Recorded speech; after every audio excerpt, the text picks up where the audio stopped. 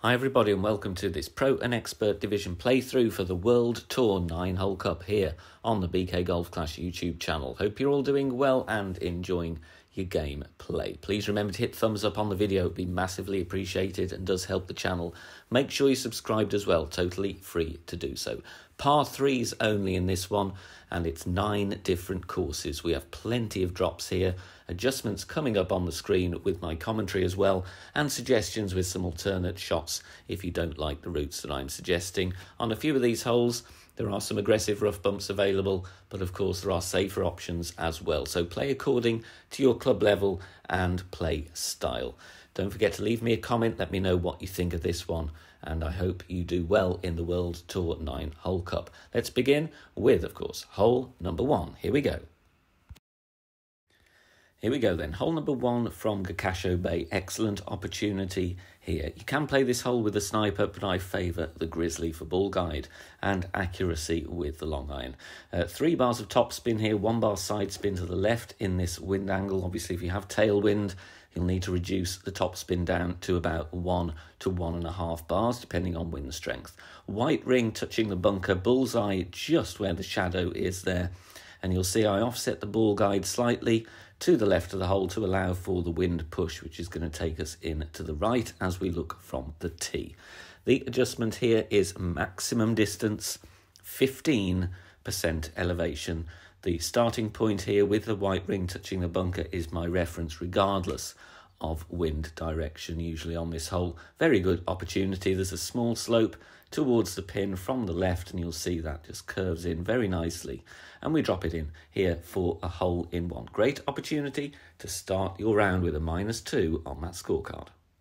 We go over to Sakura Hills now for hole number 2, and the best opportunity here is by playing a rough bump. It may not be for everybody, so bear in mind if you don't fancy this shot, and it does come with risk, if not executed correctly, then just bounce yourself on the green with backspin instead. The Guardian will be good here if you're just going to play for a safe birdie. But if you want to go for the rough bump, add the spins there. You see a couple of bars of backspin, a little bit of side spin, and then in this wind angle, inner yellow ring or the green ring touching the rough line, offset the ball guide slightly, and the adjustment is min plus 15% power 2 settings in this example. The reason I set up with the inner ring touching the rough line a little bit further forward is we adjust down into the bunker will cause us to lose distance. If you are in headwind and you're adjusting onto the green, you will need a small push-up as well to compensate for the loss of distance on this shot. Third hole takes us to Meadow Castle. Now, this may seem a simple hole to begin with, but actually it's in between clubs from middle tee. There is a rough bump there between the bunker and the fairway, but I've found it to be very glitchy. So I'm going to suggest you play with the max backspin shot with the Guardian. There is also an opportunity if you have a backspin boost ball, play with a sniper with a load of backspin boost. You can actually play a great shot bouncing beyond the pin with your second bounce.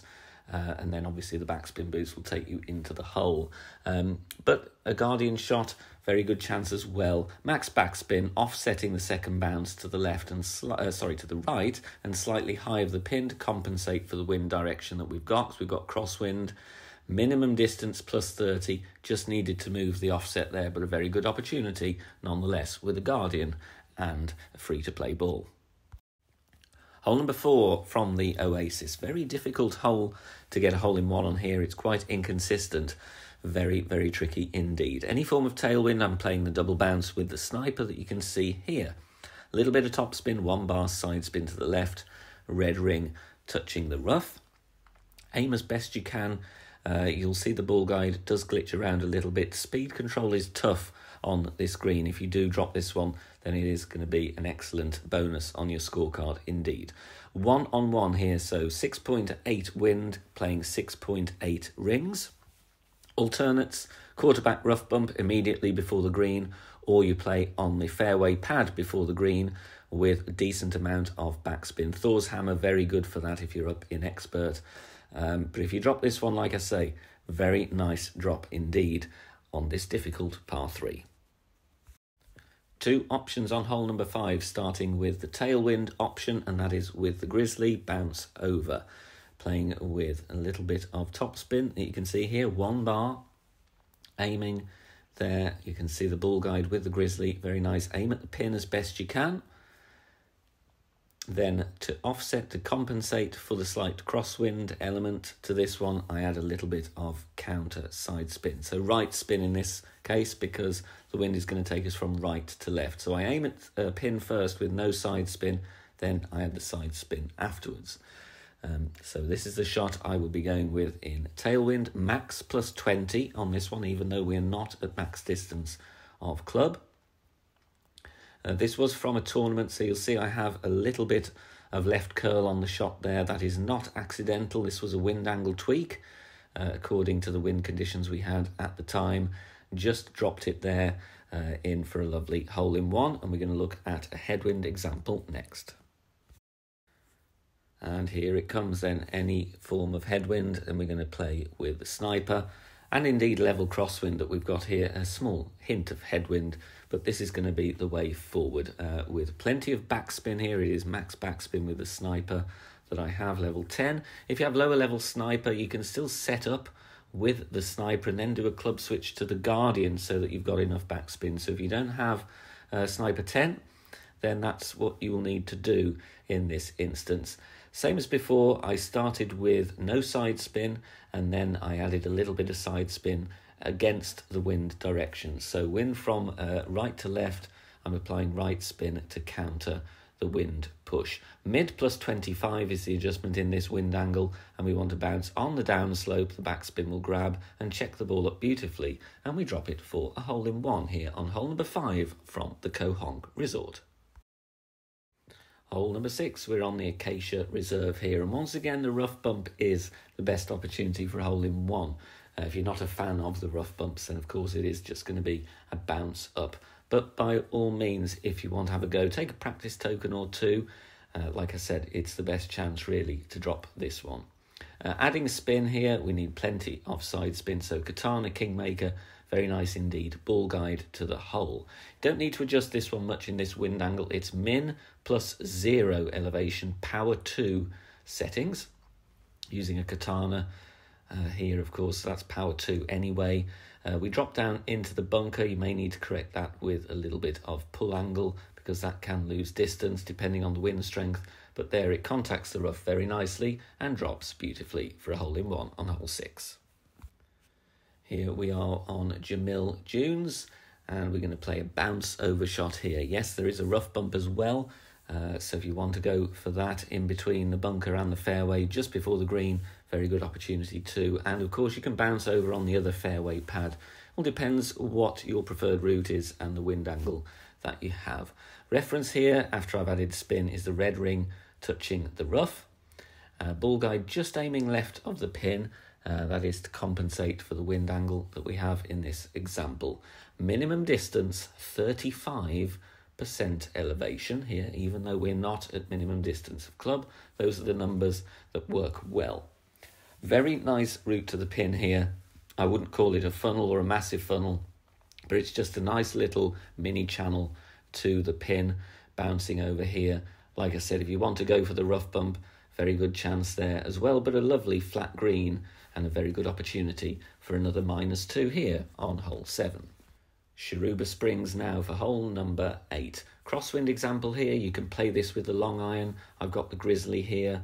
Goliath will work as well, but of course I like the ball guide on the grizzly, even with level 7. White ring touching the bunker, ball guide to the hole.